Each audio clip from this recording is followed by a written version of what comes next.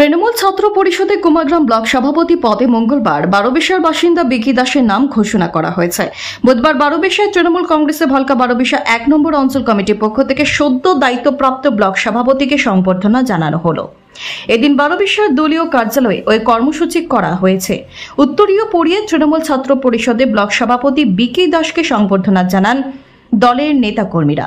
উপস্থিত ছিলেন তৃণমূল কংগ্রেসের অঞ্চল সভাপতি জয়শঙ্কর দাস, অঞ্চল চেয়ারম্যান প্রদীপ দাস, ভালকা বারোবিশা ১ নম্বর গ্রাম পঞ্চায়েতের উপপ্রধান রাজীব তির্কি সহ অন্যান্যরা।